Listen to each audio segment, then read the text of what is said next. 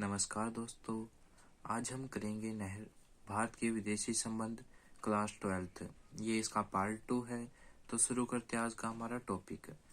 नेहरू के दौर में भारत ने एशिया और अफ्रीका के 9 स्वतंत्र देशों के साथ संपर्क बनाए।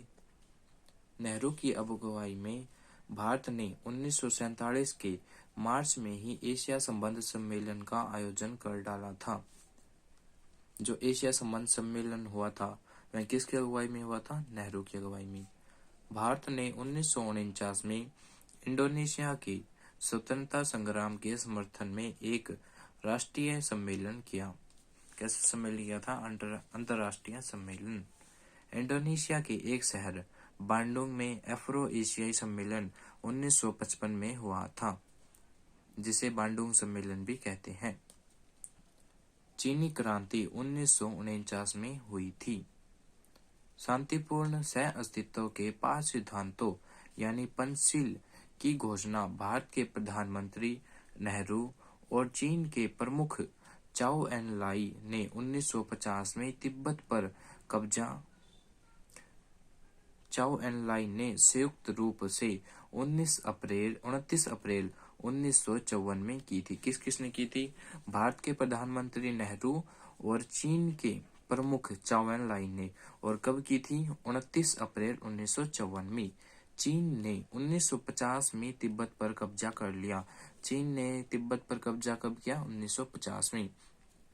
तिब्बत के धार्मिक नेता 1959 में शरण ली। जो चीन के धार्मिक नेता हैं उन्होंने 1959 में भारत में शरण ली थी। अरुणाचल प्रदेश को नेफा या उत्तर पूर्वी सीमांत भी कहा जाता है। 1957 से 1959 चीन के अक्साई चीन पर कब्जा किया। अब चीन युद्ध के प्रभाव। चीन और भारत का युद्ध हुआ था, उसके क्या प्रभाव हुए थे? इस भारत को अमेरिका और ब्रिटेन से सैन्य मदद मांगी। जो हमारा भारत देश था उसने किन किन देशों से मदद मांगी युद्ध के दौरान? अमेरिका से और ब्रिटेन से। राष्ट्रीय भावना को चोट पहुंची। सैन्य कमांडरों ने इस्तीफा दे दिया। इस युद्ध में हमारी बहुत सारी हानि हुई थी, हम हार गए थे, इसलिए ये सब चीजें हुई कि कमांडरों ने अपने पद से इस्तीफा दे दिया। राष्ट्रीय भावना को ठेस पहुंची। तत्कालीन रक्षा मंत्री वीके किशन मेनन को भी मंत्रिमंडल छोड़ना पड़ा। भारत के नेताओं को पूर्वोत्तर की स्थिति के प्रति सचेत किया। नागालैंड को प्रांत का दर्जा दिया गया। मणिपुर और त्रिपुरा को विधानसभा के निर्वाचन का अधिकार मिला।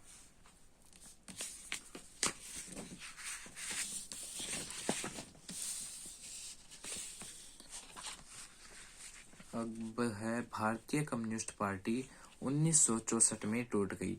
जो भारतीय कम्युनिस्ट पार्टी थी वे कब टूट गई? 1964 में। इस पार्टी के भीतर जो खेमाचीन का पक्षधर था उसने मार्क्सवादी भारतीय कम्युनिस्ट पार्टी CPIM बनाई। अगला है पाकिस्तान के साथ युद्ध और शांति। हमारे देश के पाकिस्तान के साथ युद्ध हुए और शांति वे कब कब हुई, क्या क्या थी, इसके बारे में है। पहला, आजादी के बाद कश्मीर मसले पर संघर्ष छिड़ गया।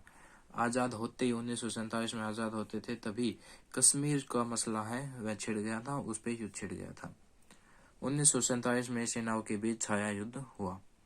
दूसरा, नेहरू और जनरल अयूब खान ने सिंधु नदी जल संधि पर 1960 पर हस्ताक्षर किए। तीसरा था 1965 के अप्रैल में पाकिस्तान ने गुजरात के कच्छ पर हमला किया। चौथा, शास्त्री और जनरल अयूब खान के बीच 1966 में ताशकंद समझौता हुआ और इसी ताशकंद समझौते के दौरान लाल बहादुर शास्त्री की मृत्यु हो गई थी।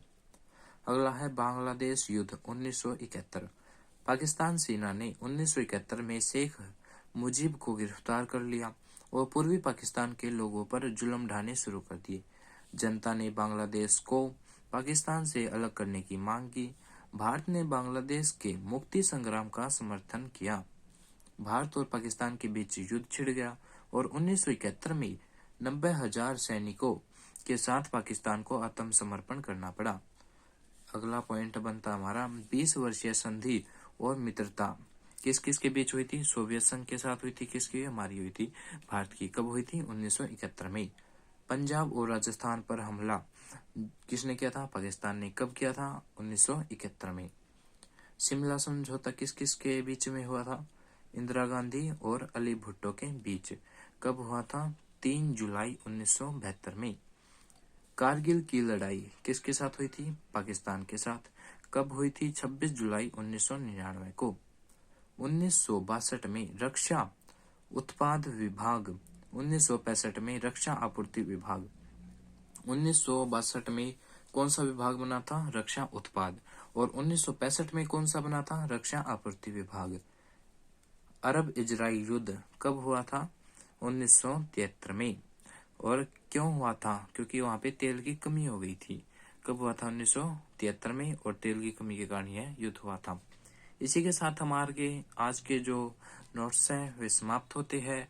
अगर आपको और किसी भी लेसन की वीडियो चाहिए हो तो आप कमेंट सेक्शन में लिख सकते हैं। अगर आपको थोड़ी सी वीडियो अच्छी लगी हो तो प्लीज हमारे चैनल को सब्सक्राइब करें।